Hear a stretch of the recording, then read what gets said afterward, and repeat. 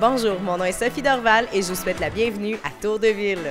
Cette semaine à l'émission, l'école de hockey Mathieu Pelletier, le projet Une pause pour le rose, l'artiste Gaston Quirion, l'activité Reconnaissance de la semaine de l'intergénération et les nouvelles du sport avec Yann Boulanger.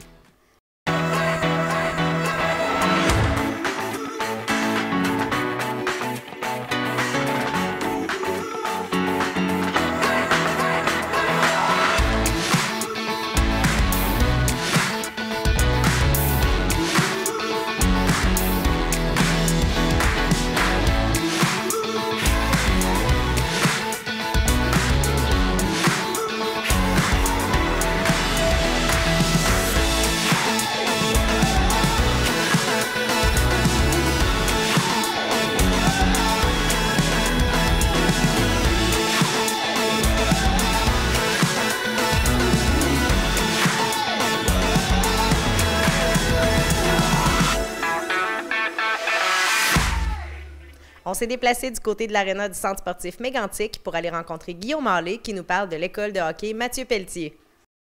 Guillaume, on est là ce matin pour parler des inscriptions pour l'école de hockey Mathieu Pelletier dont tu t'occupes avec d'autres gens. Dis-moi un peu, à qui ça s'adresse ça, cette école de hockey-là? L'école de hockey, dans le fond, ça s'adresse à tous les enfants, autant garçons que filles, qui jouent au hockey, qui savent patiner, qui veulent développer d'autres aptitudes de 5 ans aller à 17 ans. Donc, on a 5 groupes qui sont disponibles pour les 5 ans à 17 ans.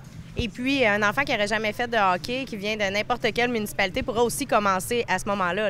Oui, dans le fond, nous, ce qu'on demande, c'est que les enfants sachent patiner parce qu'à 125 enfants, il faut que les jeunes savent patiner, sinon ça devient trop complexe là, au niveau de l'organisation.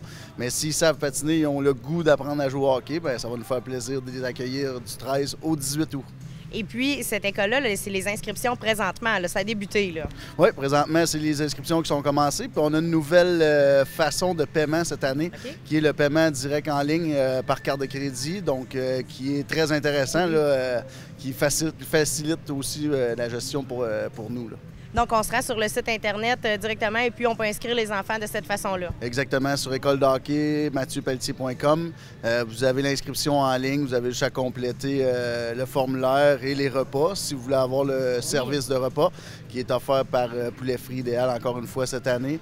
Bien, on va faire un grand mot, il y a des coûts, mais c'est eux qui nous fournissent, donc il y a une possibilité d'avoir cet aspect-là de moins à planifier dans la semaine. Parce que quand on n'a pas les lunchs à préparer, c'est quelque chose de le fun. Là. Ça l'aide, surtout si tu as 3 enfants qui viennent à l'école de hockey, là, ça donne un petit bain. Et puis pour les gens qui n'auraient pas Internet, pas accès à ça, est-ce qu'il y a des façons papier de compléter le formulaire, de pouvoir s'inscrire par téléphone, par exemple? Par téléphone, il y a le numéro de téléphone, vous pouvez me contacter. On priorise vraiment beaucoup Internet, mais si vous n'avez vraiment pas de possibilité, contactez-moi là, sur mon cellulaire, il n'y a aucun problème. On va s'arranger pour inscrire votre enfant. Et puis, les coûts qui se rapportent à ça, on l'avait dit l'an dernier, on va le répéter, c'est vraiment pas cher pour les familles. Là. Donc, ça revient pas cher pour les jeunes parce que vous avez des grandes participations financières de partenaires. À quoi ça peut ressembler à peu près une inscription pour un enfant? Là? Pour un enfant, pour la semaine complète, c'est 260 $ cette année. Il y a une petite majoration de 10 $ là, qui a été faite cette année. La première augmentation en 6 ans, c'est quand même très abordable. Si on a 2 enfants, il y a 50 $ de rabais sur le deuxième, mais pour le troisième, il y a 100 $ de rabais. Donc, ça revient très, très avantageux pour votre enfant de venir passer la semaine et c'est pas trop dispendieux pour les parents non plus. Est-ce qu'il y a une différence de prix pour les familles, par exemple, qui viendraient d'une municipalité qui ne fait pas partie de l'entente avec le centre sportif ou il n'y a pas de ça? Là? Non, on a essayé vraiment d'avoir le même prix pour tout le monde, puis ça a fonctionné. Donc, on n'a pas de gestion à ce niveau-là. Et puis, on disait les partenaires, en fait, c'est ce qui fait qu'on a un prix très, très abordable pour les familles. On va les nommer. Qui fait partie, en fait, de l'organisation de tout ça, qui participe financièrement à tout ça? Là? Ouais. Bien, on a monétairement, c'est Desjardins, en fait, qui nous donne un gros coup de main, qui nous donne 3 000 année après année pour nous aider à garder le coût d'inscription bas. On a Intersport qui nous commandite au niveau des chandails qu'on donne lors de l'inscription. On a Poulet Frit, je l'ai mentionné. On a Voyage Vasco au niveau de l'autobus pour voyager les enfants aux activités hors glace qu'il y a durant la journée. On a Promotion Héritage au niveau des cadeaux qu'on donne aux enfants là, qui nous donne un bon coup de main aussi. Lettrage Bouffard au niveau de la publicité. Donc, on a plusieurs partenaires là, qui nous aident. Là, on est très contents. C'est un projet local avec des partenaires locaux qui font que ça fonctionne. Donc c'est le temps de s'inscrire. On visite le site web, on le répète, école-de-hockey-mathieu-pelletier.com. Et puis, on inscrit les enfants. Et puis, si on veut avoir plus d'informations, j'imagine que tout se retrouve aussi sur la page Internet. Sur la page Internet, et mon numéro téléphone ou mon adresse courriel est là aussi. Donc, n'hésitez pas à nous envoyer vos commentaires et suggestions. Bien, je te remercie beaucoup. Puis, je vous souhaite une belle été avec tous ces jeunes-là. Bien, merci beaucoup.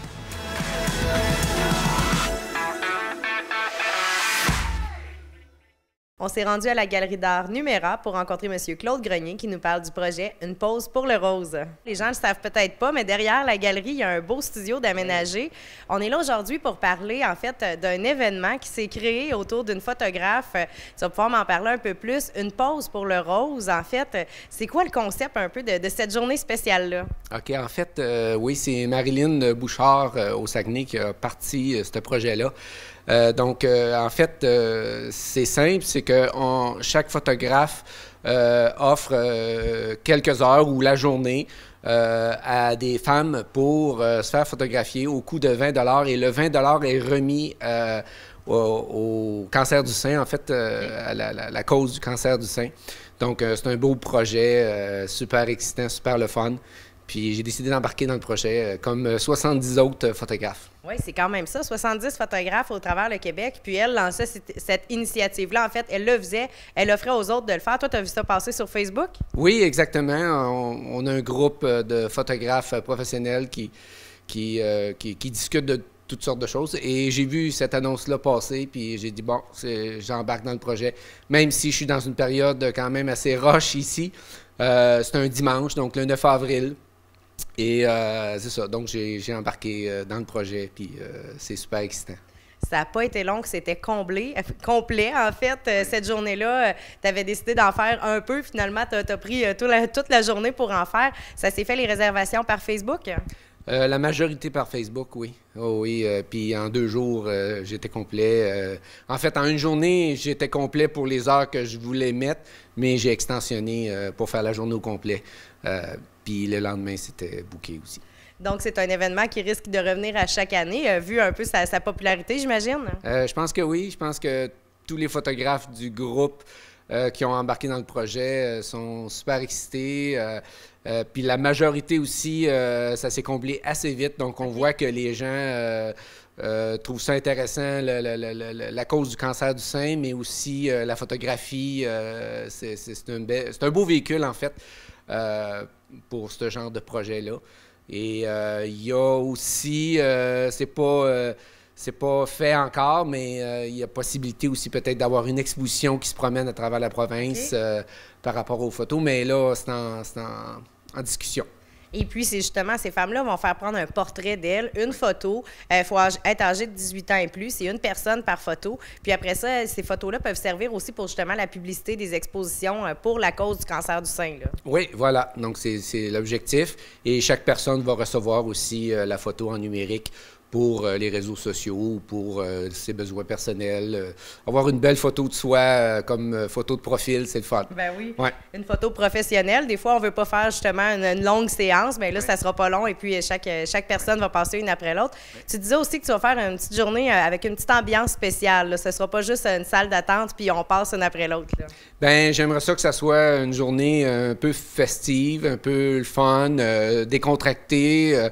C'est impressionnant de se faire photographier avec des flashs en studio, tout ça. Donc, je veux rendre ça un petit peu plus funné. Donc, je suis en train de regarder peut-être pour avoir peut-être des biscuits, des trucs pour boire, des jus, peut-être avoir aussi quelqu'un qui va jouer de la musique. En tout cas, on va essayer de travailler quelque chose dans ce sens-là là, pour rendre ça le fun et amusant. Donc, si quelqu'un a une idée ou veut devenir bénévole cette journée-là, veut venir t'aider, c'est possible de venir donner un coup de main aussi cette journée-là. Oui, exactement. Je suis ouvert à toutes sortes d'idées. Bien, bravo pour l'initiative, puis bravo aux femmes aussi qui vont venir se faire photographier le 9 avril. Et puis, on se donne rendez-vous l'année prochaine pour en reparler, en fait, sûrement quand ça va revenir. Yes, super. Merci. Merci.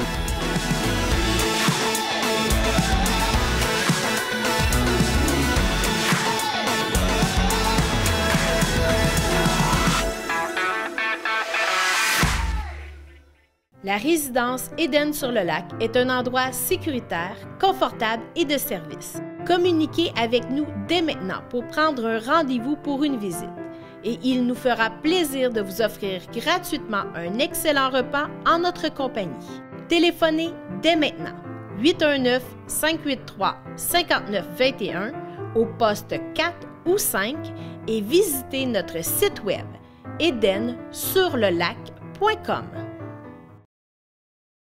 Je me présente, Martin Savoie, entrepreneur, conteur, conférencier. Moi, j'aide les gens à vivre leur légende pour attirer le bonheur. Et j'ai l'occasion, en collaboration en fait avec Câble Action, de vous présenter des émissions sur vivre sa légende pour attirer le bonheur. C'est quoi ça? C'est qu'une demi-heure par semaine. Je vous offre la possibilité de connaître quelqu'un qui vit sa légende, donc qui est en cohérence avec qui il est vraiment, qui est inspirant, qui a, par le fait même, attiré le bonheur dans sa vie, qui rayonne pour l'attirer pour les autres. En fait, ces gens-là, autant dans le domaine des affaires que dans la spiritualité, que dans les arts, vont vous montrer, vont vous dire, vont vous raconter comment ils vivent leur légende en espérant vous inspirer à vivre la vôtre pour attirer le bonheur. Au plaisir!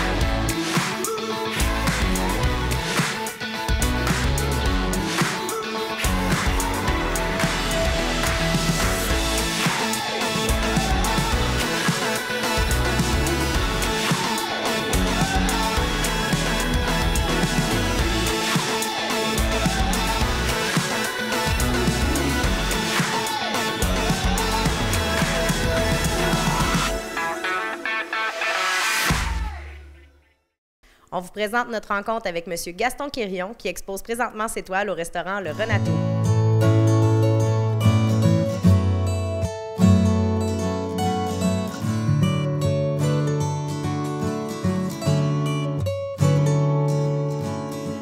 On est présentement au restaurant Le Renato où vos toiles sont exposées. La dernière fois où on s'était parlé, il y avait beaucoup de peinture. Là, aujourd'hui, il y a un élément nouveau, en fait, qui a piqué ma curiosité.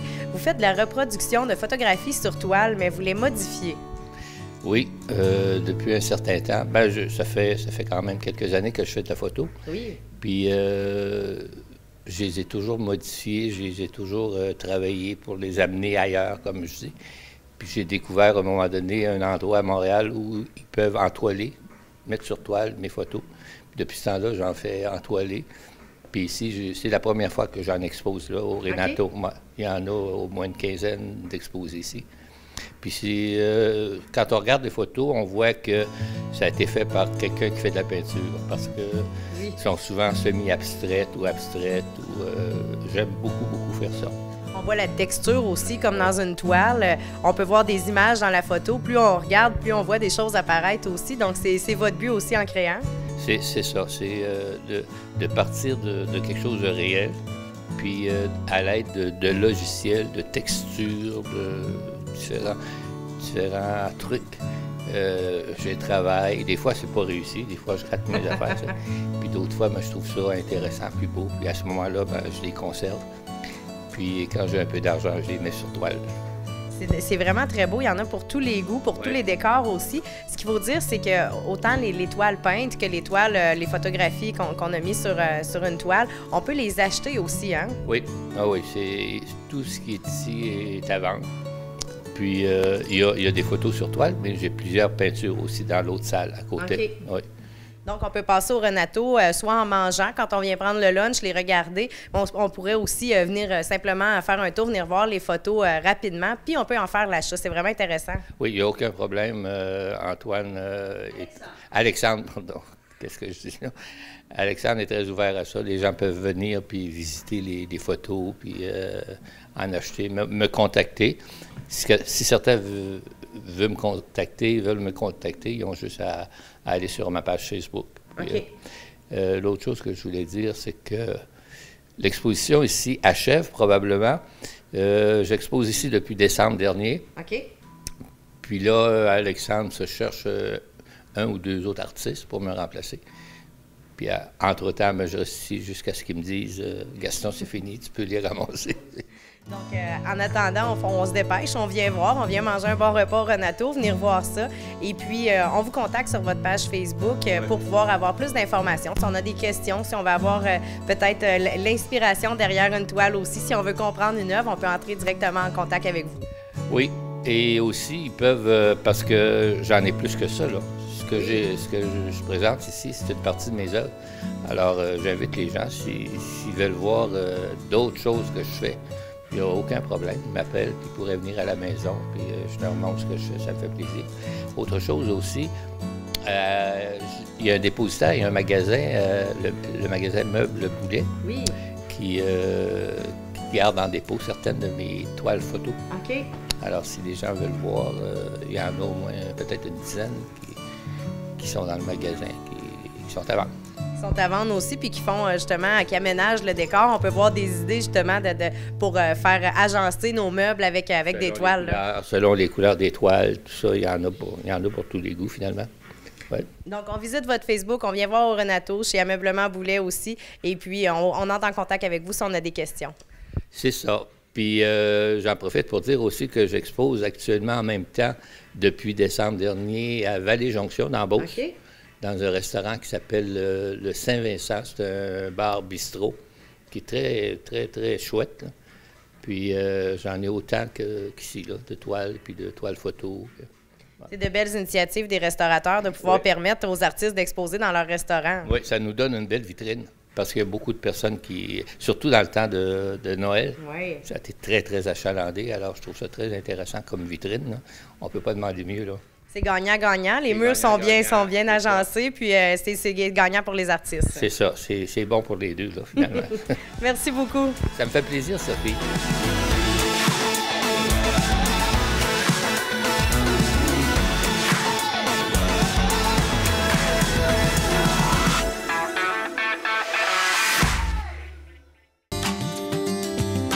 Lumière du monde, c'est un message d'espérance pour notre monde. Toutes les semaines, nous vous présentons différents visages de l'Église catholique de Québec et de son héritage bâti dans la foi. Venez voir comment le Christ change des vies. Sous forme de reportages, d'entrevues, de témoignages, cette émission se veut une lumière sur les questions d'aujourd'hui et les préoccupations de notre monde.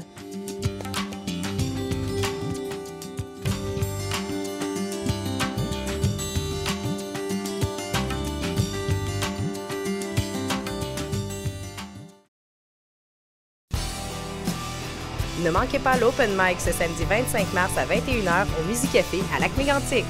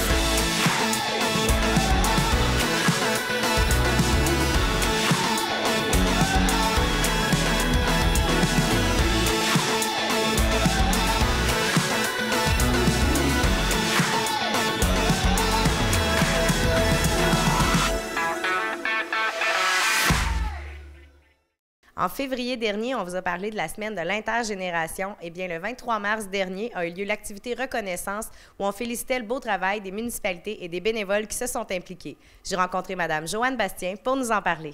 C'était la 10e édition cette année. On a eu la participation de 17 municipalités qui ont organisé 34 activités.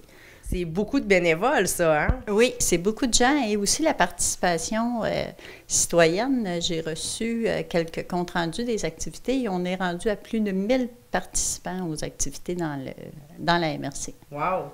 Donc, il n'y a pas juste la table des aînés qui participe à organiser toute cette semaine-là parce qu'il y a un travail qui se fait avant que ça ait lieu, la semaine de l'intergénération. Il y a d'autres gens avec qui tu travailles aussi, hein? Oui, on a un super beau comité qui s'est rajeuni au fil des ans.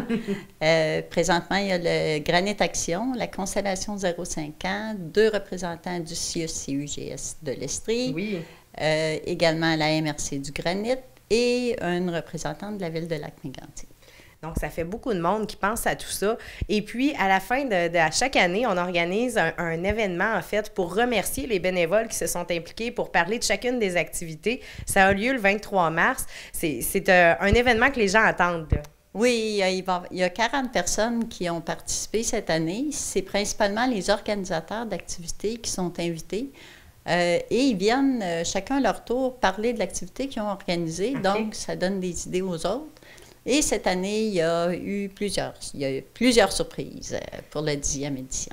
Et puis, il y a eu un concours photo aussi pour la 10e édition. On a fait un petit extra cette année, un concours photo dont il fallait envoyer sur la page Facebook des photos d'intergénération. Papa, maman, grands-parents, les petits-enfants, peu importe. Et puis, il y a eu un prix qui a été tiré. Oui, il y a eu un gros succès à notre concours photo. Il y a eu 40 photos qui ont été reçues.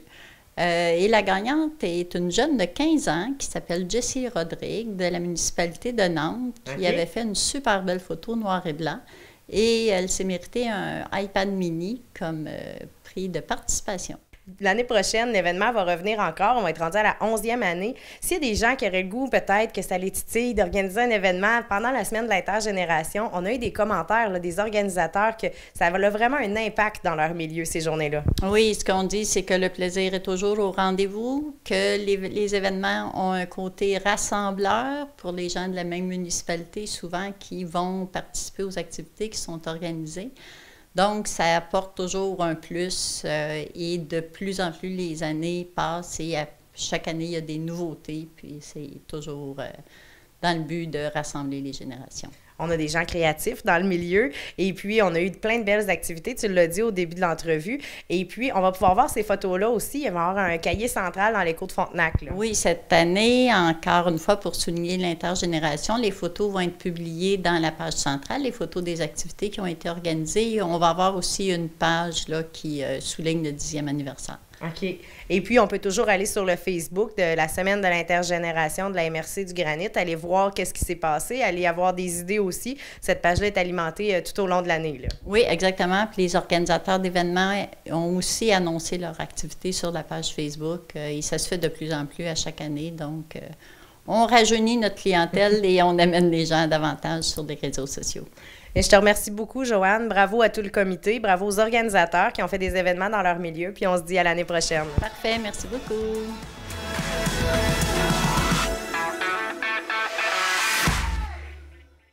C'est maintenant le temps des nouvelles du sport avec Yann Boulanger. Au cours du dernier week-end, le Turmel Juniora débutait la série finale de la LHJABF contre le Beauce Mitsubishi de Beauce-Sud. C'est une surprise que ces deux formations s'affrontent en finale. Lorsqu'on connaît le classement de la saison régulière, le Turmel avait pris le 3e rang. Oui, on avait eu une très bonne fin de saison du côté du Turmel, mais du côté de Beauce-Sud, c'est encore plus une surprise puisqu'on a sorti la première équipe du classement général, Coleraine, dans une série qui a vraiment été à l'avantage de Beauce-Sud. Donc, on pouvait s'attendre à toute une série pour cette finale de la LHJABF. Le premier match avait lieu vendredi le 17 mars alors que le Turmel accueillait l'équipe du Beauce Mitsubishi, oui. Et ça a été un match complètement à l'avantage du Turmel Juniora. Une victoire de 5-1 et je vais vous dire un petit peu comment ça s'est passé. Dès le départ, le Turmel a marqué. Jean-Sébastien Vachon a marqué le premier but. Par la suite, 2-0 sur un but de Cédric Terrien. Et là, on pouvait se dire, est-ce que ça va être un match à sens unique? Un petit peu, mais on a quand même eu un but du Beauce Mitsubishi. C'était 2-1 après une période. En deuxième, on a marqué un troisième but, oui, pour le Turmel Juniora. C'était 3-1. Antoine Sénéchal a marqué. Et on pouvait se dire, bon, je pense que le Turmel l'a dans sa poche en arrière, malgré que dans la série contre East Broughton, on a échappé souvent des avances de 2 buts. En troisième période, 2 autres buts. Cédric Terrien et Alexis Vachon ont complété la marque. Belle victoire de 5-1 du Turmel Juniora. Donc, on prenait l'avance devant nos partisans. C'était le match qu'il fallait gagner. Si on échappe ce match numéro 1 là, devant le Beauce Mitsubishi, on se retrouve dans une situation extrêmement complexe puisqu'on doit se rendre du côté de Saint-Georges le lendemain avec un déficit de 1-0, ce qui n'est pas arrivé.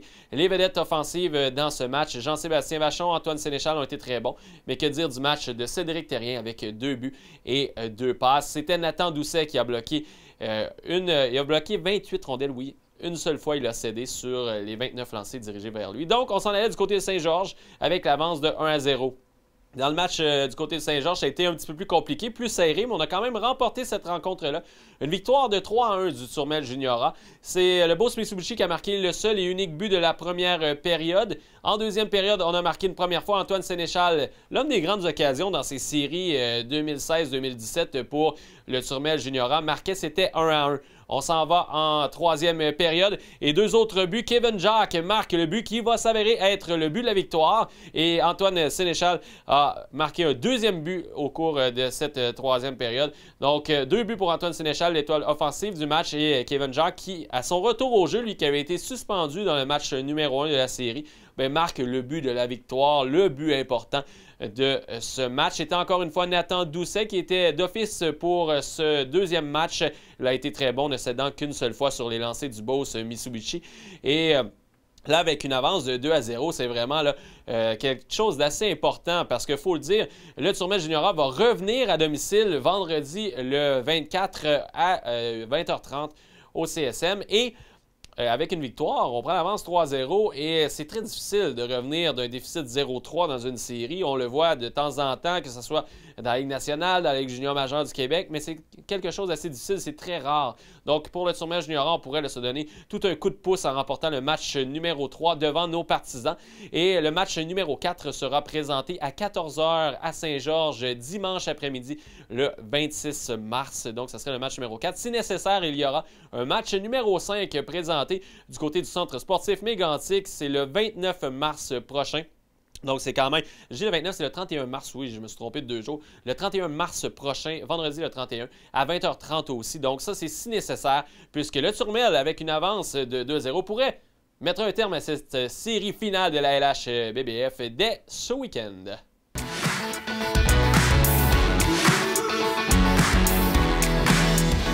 Voilà ce qui conclut l'émission pour cette semaine. En terminant, on vous invite à communiquer avec nous pour toute question, commentaires, des idées de reportage en visitant notre site web au www.téléaction.tv. Bonne semaine!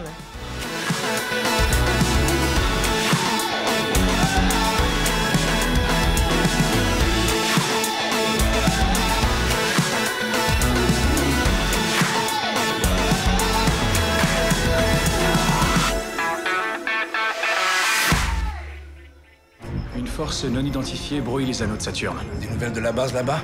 Aucun. 20 années se sont écoulées. Oh mon Dieu. Depuis la première attaque. Ils sont en chemin. Et cette fois, nous n'arriverons pas à les stopper. Celui-là est définitivement beaucoup plus gros que le dernier. Oh de Dieu. Capitaine, vaut mieux que vous veniez voir ça. C'est quoi ça? Tous les employés doivent se rendre à leur poste de travail immédiatement. Madame la Présidente, tous les chefs d'État sont en ligne. Attendez. Il y a quelque chose qui va pas. Il nous a tendu un piège. Independence Day, Résurgence. À Super Écran.